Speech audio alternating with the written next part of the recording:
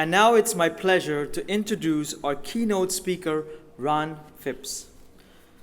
Ronald Philip Phipps was the 2011 president for the 1.1 National Association of Realtors. Phipps has been a realtor for 40 years and is actively involved as principal broker of Phipps Realty Inc. in East Greenwich, Rhode Island. In 2006, Ron was the presidential liaison for housing and diversity. Phipps' accomplishments include Operation Home Delivery, NAR's and Habitat International joint venture to build 54 homes in the Gulf region for Katrina victims. At the real estate level, Phipps was the president of the Rhode Island Association of Realtors and was named the Rhode Island Realtor of the Year by his peers in 1995.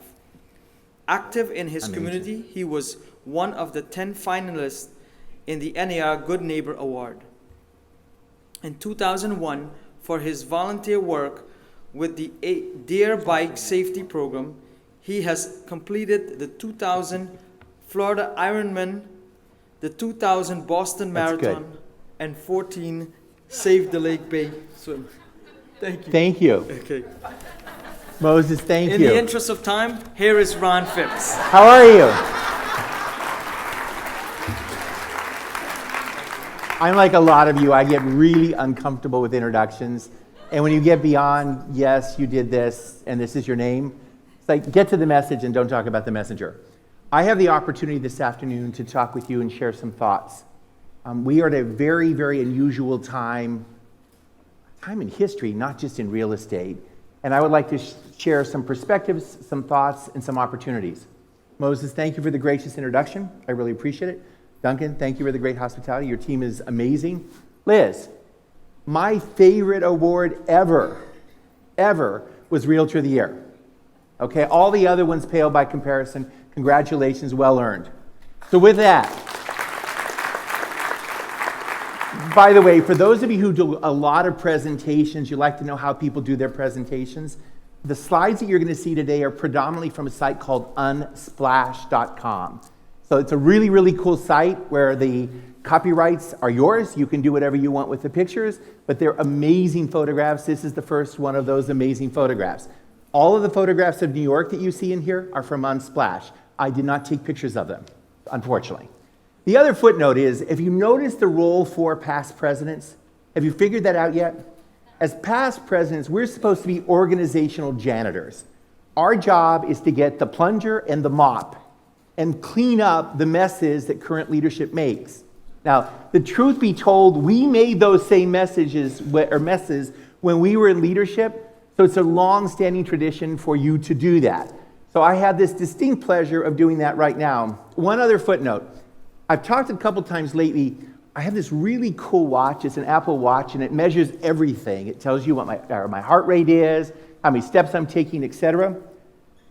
But I was recently struck by the fact that I got a watch when I finished as president of every single job. So I have several really cool watches. And I was like, why do they give presidents on their way out watches? It doesn't make sense, because shouldn't you have a watch when you start rather than when you end? Right? The fact of the matter is, the reason we have watches at the end is to tell us, we're done. We're finished. Move on. Get out of the way. Are you with me yet? All right, I got 3 pieces I want to talk about. First and foremost, my entire presentation today is talking about specifically how should we be leading New York realtors. By the way, there is going to be a history written about this time in real estate. Now you have a choice. You can be the subject of the conversation or you can be an author. I urge you to empower yourself and be an author of the future, not simply a subject. That is in our hands, and that is in our hands in every single realm. And you can choose to be a spectator. That is your choice. But as soon as you choose to be a spectator, you are no longer in control of the action on the field. There are big things happening in our industry right now, and we specifically need to take control of those. Are you with me? I know it's afternoon. Second question, and the hardest thing for us to do, is we need to think beyond ourselves. One of the hardest things in leadership is to step beyond the footprints that we know and to put ourselves in our associates, other realtors' footprints, as well as in the consumers, buyers and sellers. If we do that, then we would be best able to serve our members and serve our customers and clients. In my humble opinion, we are in an existential crisis in this profession regarding our value. Full pause. Regarding our value. For 50 years, we've been defined as a cost in real estate. That's actually true. We've been a cost in real estate. Now, I would argue we've been an incredible value, but we have been atrocious at articulating our value. And when a customer and a consumer says, you want to charge how much money for 3 steps? We say, well, that's what we charge. And we think that is sufficient. Now, I need to tell you on all 3 levels, we got to fix that. Because if the consumer does not believe that we are worth what we are charging, we have a fundamental problem. Are you with me? I don't want to pay any more. I'm a typical realtor. I want to get as much as possible for as little as possible. Consumers are the same. Oh, and by the way, we shouldn't take offense when the consumer questions, what is it you're doing for what I'm paying you? And we can't do it. If I ask you in this room, how many specific steps are involved in a residential real estate sales listing transaction from first introduction to post-closing conversation, all the way over here? How many specific steps? How many would you guess? More than 50, that's nice. Someone says 113. Someone said 68. Now, I want you to think for a moment. I've got the best and brightest realtors in the state of New York in this room right now, and you don't know. And then you get angry at consumers who question what you're charging. Now, I don't want us reduced to the 158 to 170 specific tasks. We're more than that. But if we don't do a better job of articulating our value in real time, oh, and by the way, teaching our membership to do that, it has an impact on all of us. We will continue to be defined as a cost. I haven't even started yet, and I'm creating controversy. Sorry about that. All right, here we go. By the way, this is Providence, Rhode Island, and I want to start with a preface and give you some fundamental leadership truths. You're going to smile at these. We built organized real estate. That is, members of the National Association of Realtors have created what we now enjoy as organized real estate. Whether it's the multiple listing service, whether it's the code of ethics, whether it's appraisal standards, whether it's competitive market analysis, think about how valuable it is for the consumer to be able to get different people to give them an opinion of the value of their property after actually seeing it. I don't know, my experience is that my physical presence in the property is better than some digital review of value that can be off, according to the website, by 10 or 20%. I don't know, maybe consumers are willing to forego 20% of the equity in their house. Transparent markets. We take this for granted. I remember being in Rio de Janeiro and being there at a meeting and saying, I had to look at real estate. It's a beautiful place, right? And I happened to see this one property listed on 2 different realtor sites. And I wasn't really paying close attention, so I saw it with Realtor A, and then I didn't realize it, but I was seeing it with Realtor B. Not a big deal, right? I wasn't paying attention. What was really fascinating to me is the price difference that they were quoting. It wasn't the same price. We take so many elements of our transparent market for granted. Think about the advantages of a consumer knowing that regardless of who has access to it, this is actually the price. That, by the way, is very pro-consumer. Additionally, we've got title insurance. Think about the fact of being in a place like Argentina, where you have to hope that the deed is recorded and you have to hope that the person who actually is selling the property owns it. Minor detail, but ownership's a question.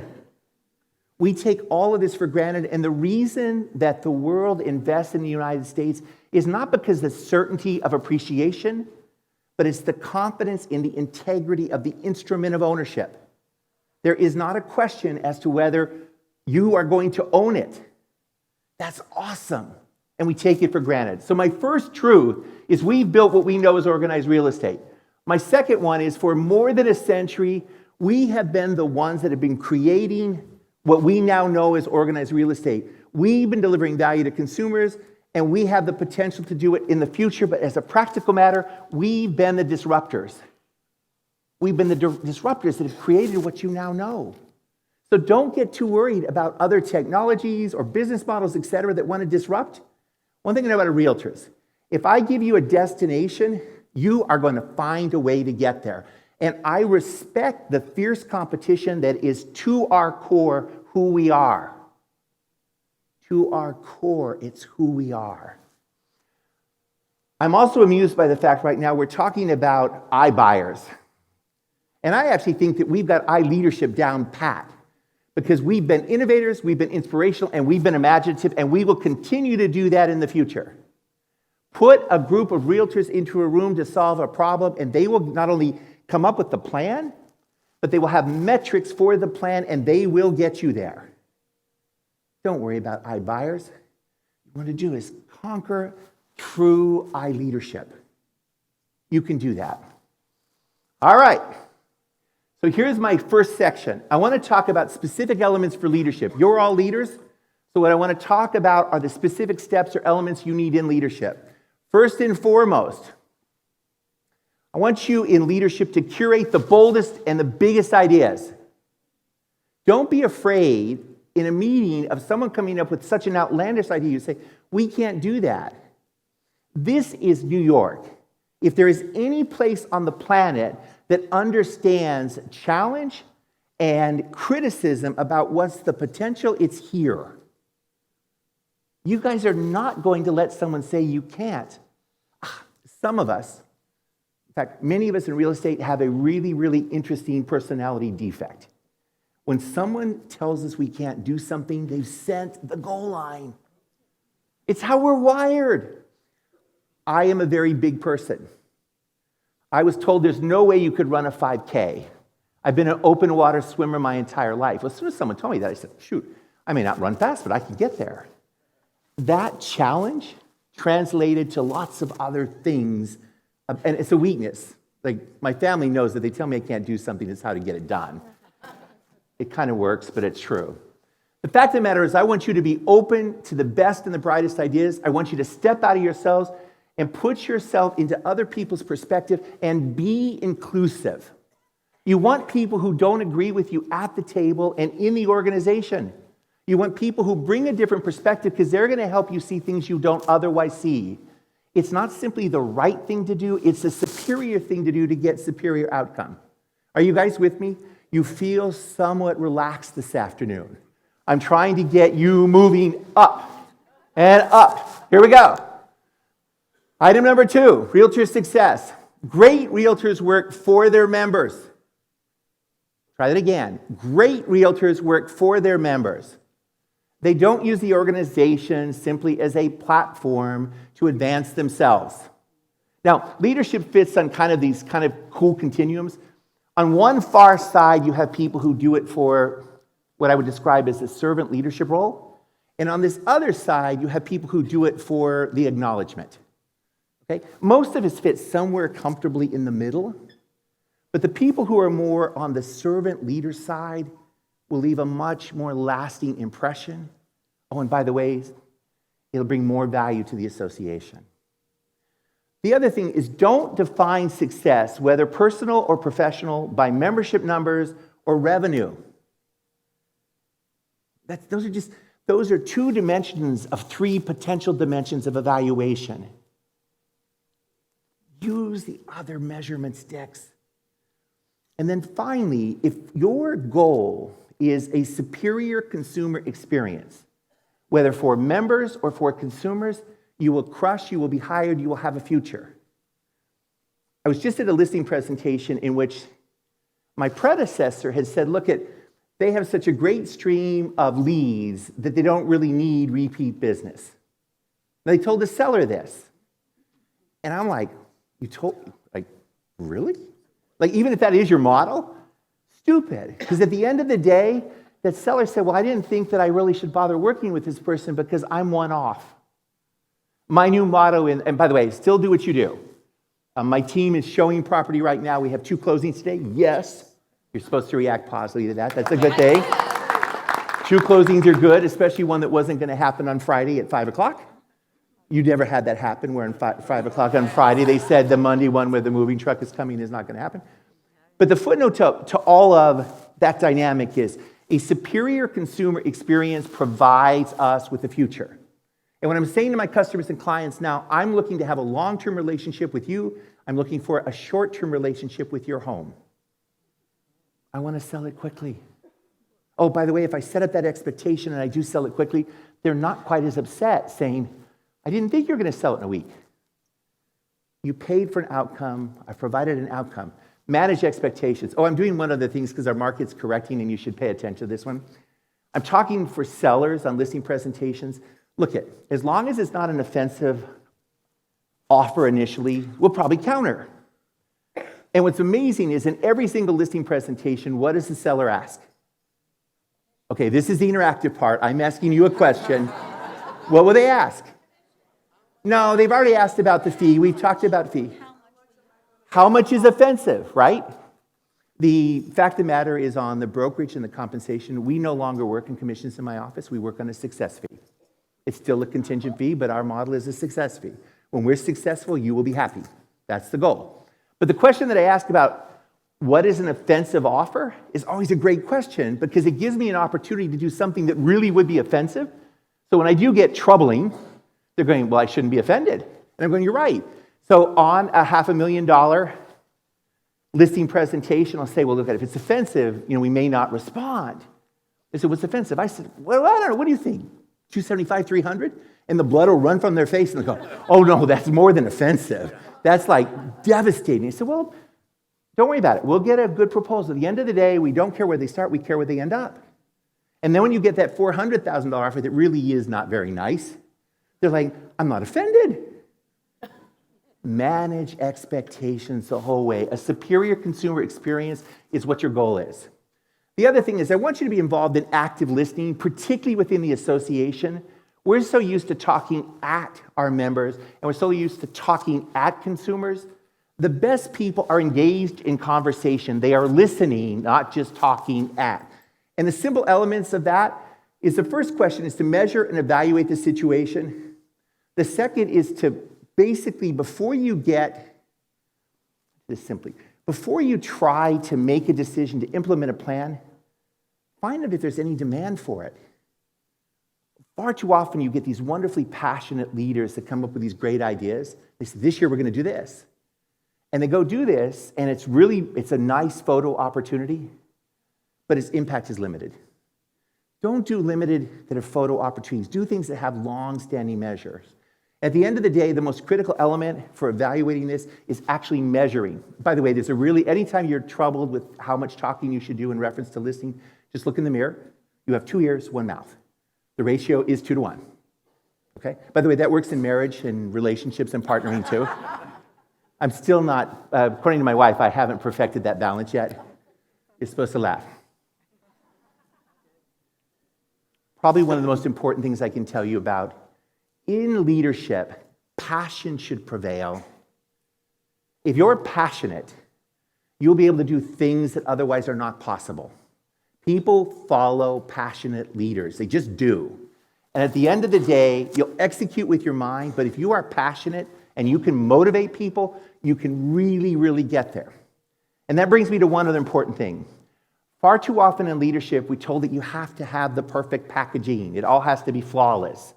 Great leadership is not about perfect packaging. It's about authenticity. Those leaders that are genuinely who they are and speak from the heart and speak firmly planted in what they believe will prevail. That's authentic. Those people who are so worried about the flower arrangement or the tablecloths, the incidentals of the association, they're going to be frustrated because there's no way we as an association can do perfect. So perfection is nice, authentic wins the day every time. Are you with me? All right. I got to talk to something that's really hard for most realtor leaders. Humility is really, really critical. And in fact, we're not good at it in real estate. We work so hard to brand ourselves and be the fierce warriors that we are, that we want the world to know. We're not good, we're great. And the problem is when we step into leadership, that confidence we have in our core business can alienate a lot of people in which they, look, he's really good, but he's a pain in the ass. He just is, right? What I would like to suggest that great leaders make it about the membership, they make it about our mission, they make it about us. It is not about them personally. Now, when I was 6, I had this wonderful experience with my grandfather. We were living in Southern California at the time, and I didn't know how to tie my shoes. And he was really distraught about the fact that his almost 6-year-old grandson, who was going into first grade, wore flip-flops, but never wore shoes and didn't know how to tie shoes. So he said, look, I want to teach you to tie your shoes. So we spent 5 days working to tie our shoes. And the last day, he gave us a life lesson. Now, I taught the same life lesson to my 5-year-old grandsons. And this is a gritty, raw video on humility. It's about 2 minutes long. By the way, I live in emotional abundance. My son, who works with me, has not one, but 2 sets of twins. He has 9-year-old daughters, and the boys just turned 6. The boys are 6 going on primate. They're crazy. But I want you to meet them right now and see how we teach humility in our family. Can we roll that video? By the way, it's gritty and there's sound from the wind. So here's what we're going to do. I want each one of you to take a spot. So when I say ready, set, go, each one jump into the pool and get out as fast as you can. And then turn around and look at the hole you leave behind. Are you ready? Yeah. You know how to do it, right? And we're going to do it 3 times. Okay? So the first time. Ready. Stand to the edge. Set. Go. Okay. Okay. Come on. Hop out. Hop out. Hop out. Hop out. Stand up. Stand up. I think we need to try again. You need to leave a hole behind. Come on. Okay, you ready? We'll go number 2. 1, 2, 3. Do the jumping well. All right, come on, guys. Get out. Get out. Let's see the hole you leave behind. Wow, there's no hole. Okay, let's try a 3rd time. One more time. One more time. Here you go. You ready? 1, 2, 3, jump. Okay. All right. Hop out. Hop out. Hop out. Okay, come on. So, come on. Stand up. Stand up. So wait a minute. There's no hole. Okay, Rafa, come here. So here's the story. Here's the life lesson, okay? What happens is in life, anytime that you think that you leave a hole behind, that you're irreplaceable, I want you to remember this moment. The hole you leave behind basically disappears as soon as you blink, okay? So what you want to do is make sure that you leave a positive feeling in the people you care for, and that you not worry about your ego and you being important. Does that make sense? Yeah. Have you got it? So what's the message? What's the message? Most of the time, morning. Not yet! We gotta do the message. The message is what? The message is to smile and not take yourself too seriously and know that you're replaceable. Okay. Have you got it? All right, guys. Thank you.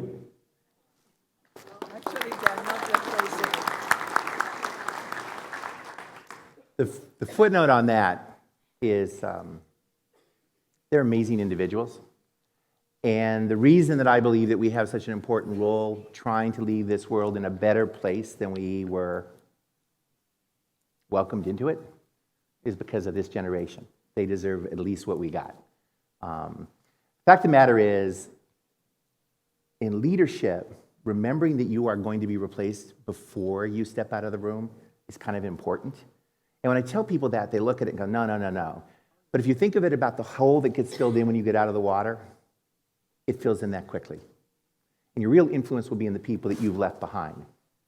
One of the really important practical element in leadership is respecting everyone's time. The fact of the matter is, if you have meetings that don't have a purpose, if your bylaws require you have 12 meetings, but you only have 4 meetings of stuff, fix your bylaws. You are going to be given an opportunity with some volunteers for one bite at the apple. And if you invite me to a meal and you waste my time, you will not be able to get me back in the room. I'm done. Okay? I can replace money and things. I absolutely cannot replace the time. And we're way too cavalier in leadership with other people's time. You must respect that. And if you respect their time, then they will do what you ask them to do. The other footnote, I talk about starting. Starting on time is important, but finishing on time is critical. If the meeting's supposed to end at 10:30, you can't say at 10:20, look, we haven't got through the agenda. You suck as a leader if you're at 10:20 asking to get more time. Don't do it. You can say at 10 o'clock, look, we got a lot more on the agenda than 30 minutes provides. Can you help me get through this stuff? And if we need to have another meeting, fine. But at 10:30, people have planned. At 10:30, they are walking out the door. Full stop. Okay? Not one that you can negotiate on.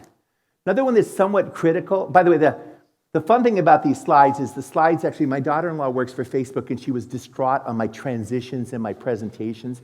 So she said, Dad, they call me Poppy. Poppy, we can work on this, okay? This particular slide, by the way, is from Unsplash. But I want you to remember that leadership is a learned skill. It's not a birth trait.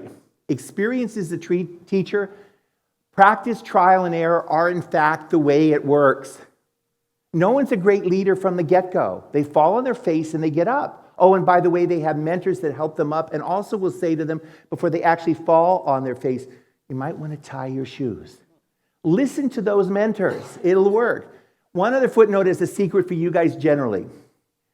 All of us who are in leadership, none of us are here by our own right. We are the product of collaboration.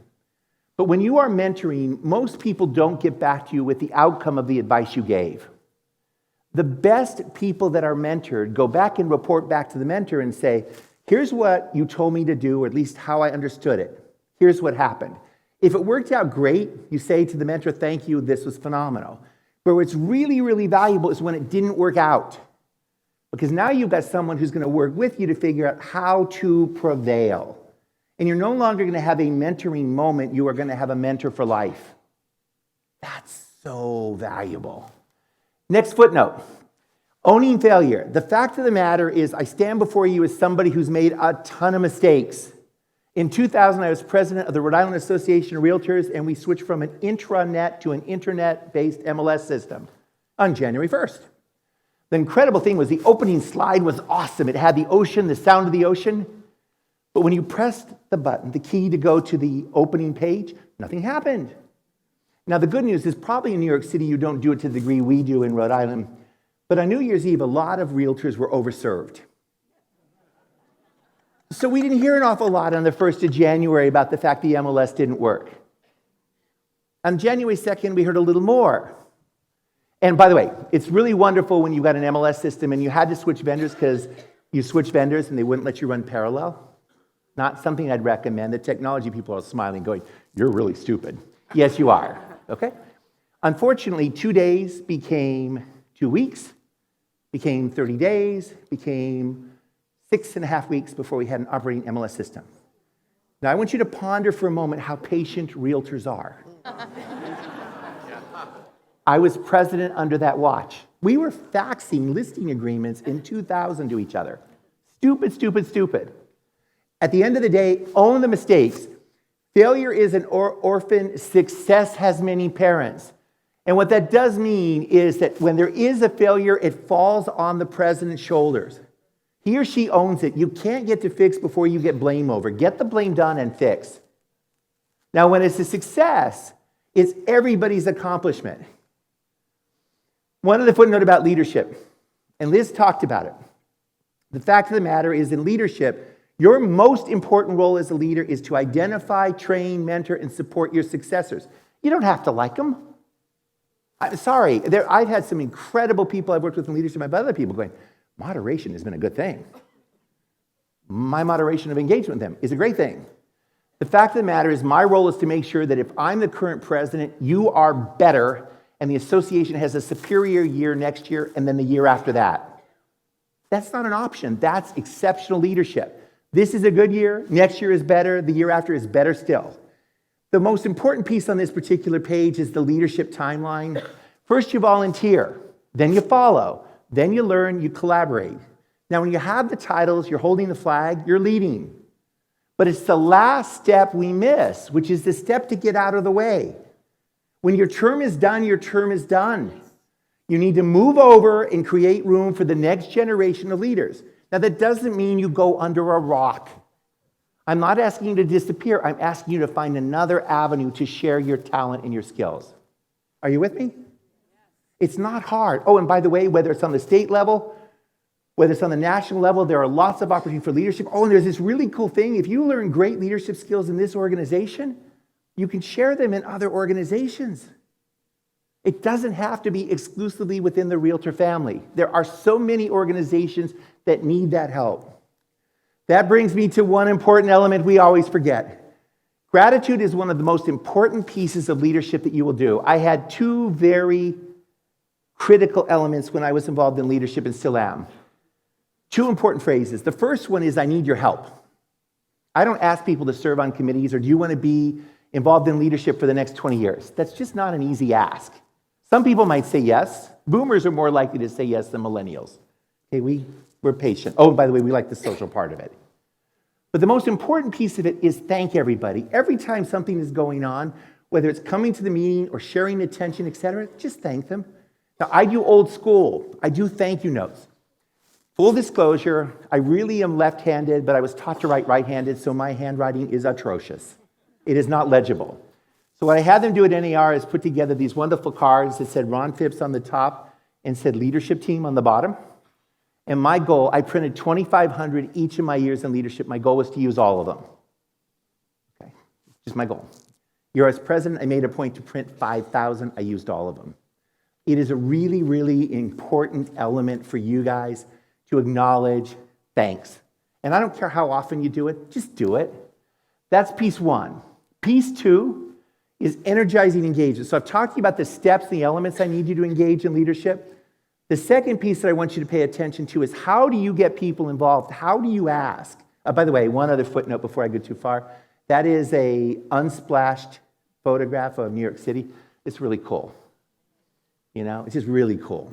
This is another one that's from Unsplash. First and foremost, you need to know your members. You need to know who they are, what they want, how they want it, and when they want it. Those associations that send an email to their membership every day may satisfy a very small percentage of the membership, but not the majority of the membership. You must have knowledge of your members, and it really is critical that you treat them as consumers. And if you know what they want and how they want it, it's cool. How many of you are Amazon Prime members? So Amazon Prime keeps sending me notes right now. I've been buying the same shaving cream for about 2 years.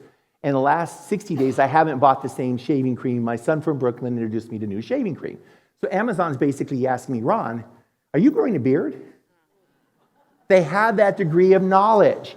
We need that degree of knowledge of our own members. Okay? You can't have the larger consuming public get that kind of service and get less from us. Second, you also want to know how your members wish to be engaged. There's a collection and curation of member data. Member data is really, really critical. And NAR on the national level is working yet again to try and get that. In the interim, put it together and use it to your advantage. Surveys and focus groups are really good. Surveys will surprise you. If you find out that some of your members don't care about the social events, but only like the informational event or specific pieces, then you can target for them what they want rather than worry about, shoot, we only have 200 people show up to a social event when we have membership of 4,000. Okay, it's figure out what people want and then evaluate how well you're doing it. So segment the type of membership. Also determine what each group wants. And one other footnote. One size does not fit all of our members, and those associations who treat all of the members exactly the same are ignoring what the members need from associations. That brings me to by the way, this is actually a really simple point. You need to know the realtor's why. What motivates them? If you know their why, then you're going to be able to deliver to the why. The what is easy. The what is easy. The why is what's critical. Energizing engagement. What the application is. Develop programs and services based on what members want. The worst thing you can do, my strikeout item for the Yankees, is to say that we've always done it this way is not a sufficient reason to do it. And way too often, that's the first thing that new people hear when they come in. Well, we've always done it this way. Well, why? If I can pass go and collect $200 in one throw of the die, doesn't that make sense? Recognize that specific members will value things differently. Have a broad menu of services and value quotients for them. Evaluate the level of participation not as a percentage of participation. A small group that is really exuberant about what you're doing is better than having a larger group that says it was okay. Exuberance, enthusiasm, level of satisfaction is really, really important. By the way, measurement matters. You got to determine what kind of success you're having. Third section, delivering value. I started on the value quotient, and I want to actually come back full circle on the value quotient. As a practical matter, what you need to do is provide your members with the superior products conveniently. What that means is that when I want it, I want to be able to get it. And by the way, online is really, really important. If I have access to the data 24 hours a day, I was afraid I was going to oversleep this morning, so I woke up every hour from 3 o'clock on, and by 4 o'clock, actually by 4:30, I was wide awake going, I can't oversleep, I've got to drive, okay? But if I had something I could have done rather than been sitting there lamenting the fact I'm awake and don't need to be awake yet for another 90 minutes, online would have been a really cool thing. At the end of the day, it's both difficult and simple. You want to commit the association on all three levels to realtor, sales, associates, and broker success. Those associations that articulate the success of the membership, by the way, not success in terms of dollar volume or units, but success in the larger sense about life balance and satisfaction, that is what is going to help you profoundly be relevant and valuable going forward. And by the way, if you're not doing that now, you've got to figure it out, because there are associations near you that are figuring that out. They're going to be competing with you for your members. I'll do them again. There are associations near you that are figuring out the members why. They will be competing for your members. Oh, and by the way, they may not necessarily be in the state of New York. Board of Choice is this crazy thing. It allows members a lot of flexibility to do a lot of really wild things. And a lot of members don't want anything from the association, but they also don't want to pay for anything. Give them, it's sad but true, guys. I'm not talking to you out of school. They don't want anything, but they don't want to pay for anything. You can't use, I'll say it in a second. Success is the keystone. The best associations are no longer selling, use that word there, they're no longer selling MLS access through or with realtor membership. I need to stop on that one. If the only reason people are joining your association is to get MLS, you have a long-term problem that's going to evidence itself shortly. Do it one again. You have a long-term problem that's going to evidence itself shortly. Rather, those associations are competing that are providing service, knowledge, and efficiency. They're going to crush.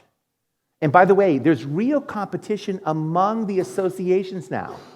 The geographic integrity that NAR recognizes that this is your territory is irrelevant with Board of Choice. If I can join a board and save $5 less, that is 5 miles away, I'm going to do it. Realtors are really, really frugal that way. One Starbucks coffee is enough for me to change boards. I know for those of you who bleed the board, say, no, that would never happen. I promise you, it will. That also brings me to a really interesting observation. When you understand the distinction between providing the value and messaging it, you'll be in a great place. Okay, there's one thing to provide the reservoir of all these incredible tools, but if you build it and they don't know about it, they won't come. Do it again. If you build it, but they don't know about it, they won't come. What you need to, and I got to be very frank, I set it up here in writing and I was like, oh, this slide I'm nervous about you guys sharing because I'm going to get in trouble for it.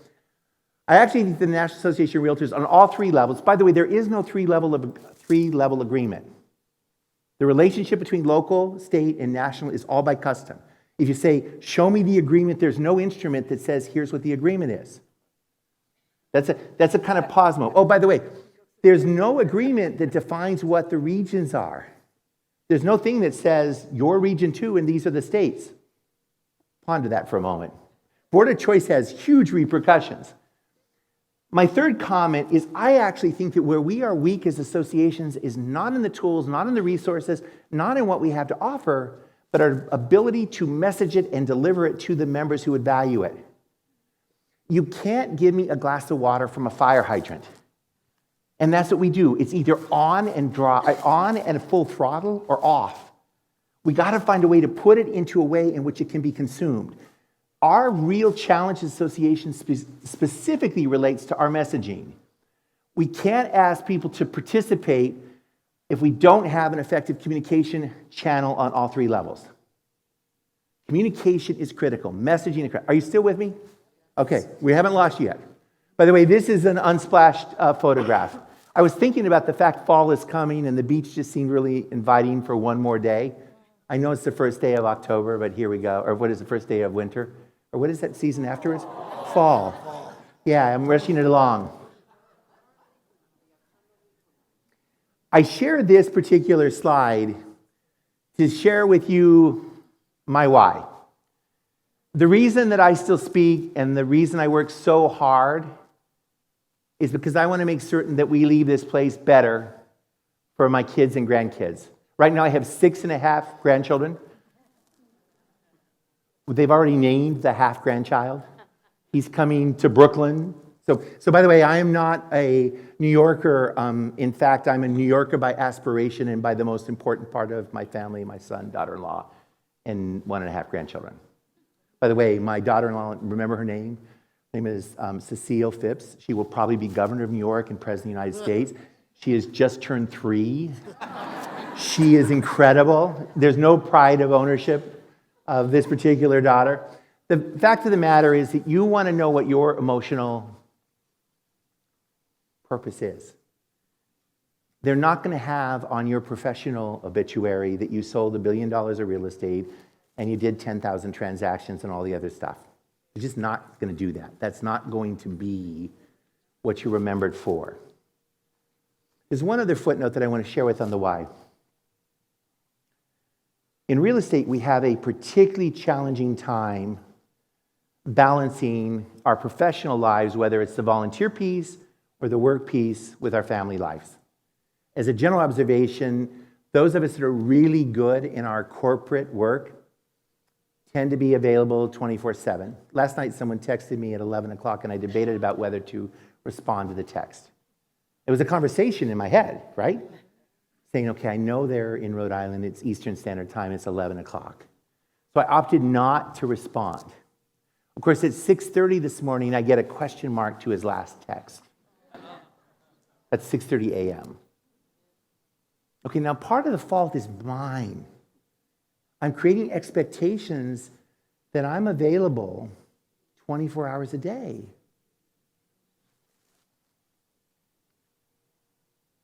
I urge you to do the best work you can possibly do, but not do it at the expense of the rest of your life. In order to have balanced life, you have to have time for health, for exercise, for family, for thought, for whatever else motivates you.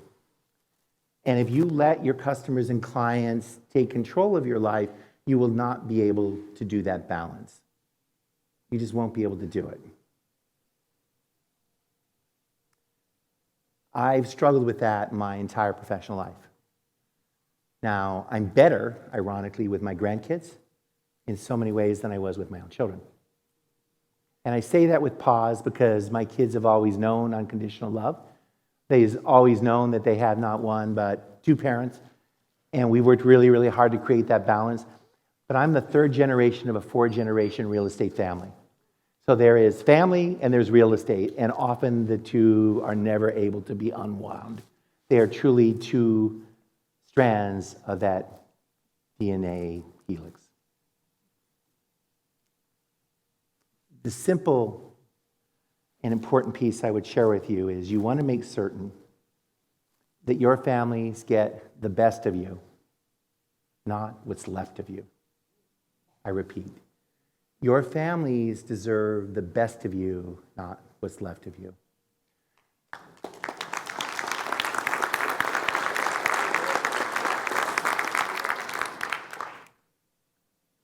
We have worked really, really hard to build this incredible industry we call organized real estate. And we are tenacious at defending private property rights. We are tenacious at protecting and forwarding our livelihood. We're good at it. Oh, and by the way, I smile when I hear what's going to happen in legislation right now in New York. There are going to be some lost battles. That's going to happen. But there's going to be an ultimate prevailing of common sense. You just have to keep going at it. At the end of the day, the most important skill in advocacy is perseverance and patience. Okay? Now, on occasion, the strategy has to be more aggressive than perseverance and patience. But you need to trust them ultimately. So let me leave you with a final story. When I was getting ready to graduate from school, I was a particularly arrogant and smart 21-year-old. You can't imagine that. Come on, you can laugh, guys. I'm in New York, it's okay. My roommate from college was close to one of my primary mentors.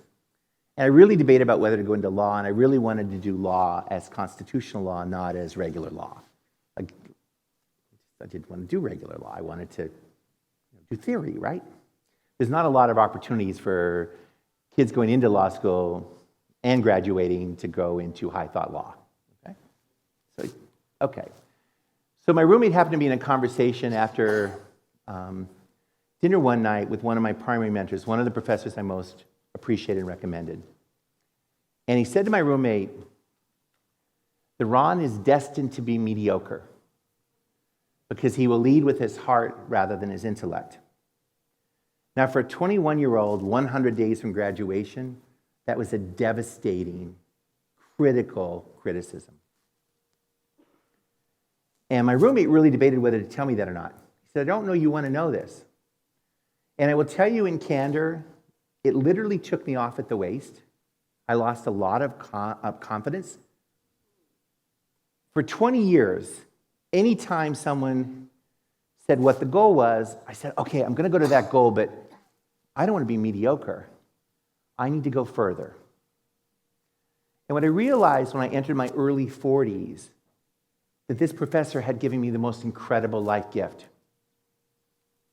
He had taught me that I have capacity, whether it's heart or intellect, to make a difference.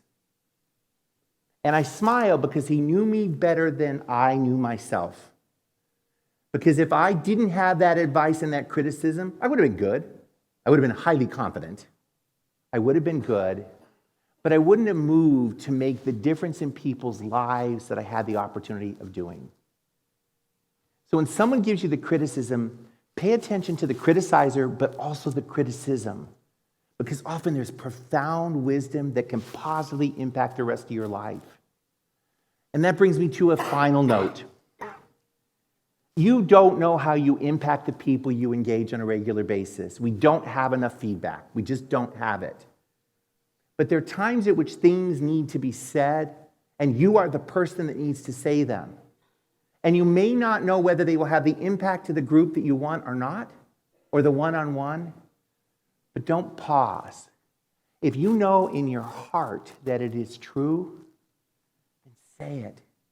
Because you may be saying the thing this person so profoundly needs, so the balance of the path of their life is for good and better rather than average. And with that, I thank you for your attention, your time, and your mission.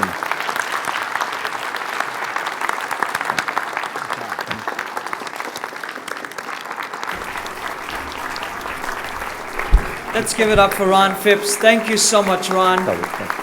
I have to say, you have done a wonderful job, and I was nervous trying to figure out who was going to do the delivery of today's keynote speaker, and I couldn't be more thankful for the leadership team and getting you here from Rhode Island. And you know, as presidents, we sit up at 3 o'clock in the morning, and you wake up, and every hour you're waking up just trying to make sure the day is going to go right. But I want to thank you for helping New York, bridging the gap. As president, you have helped us We have them here. We needed them to hear what true leadership is and how to get you engaged. But you've done a great job delivering, and thank you again for coming out and giving. Okay, so this concludes our general session. We should have our meetings as usual on schedule, and thank you so much for coming today to today's session.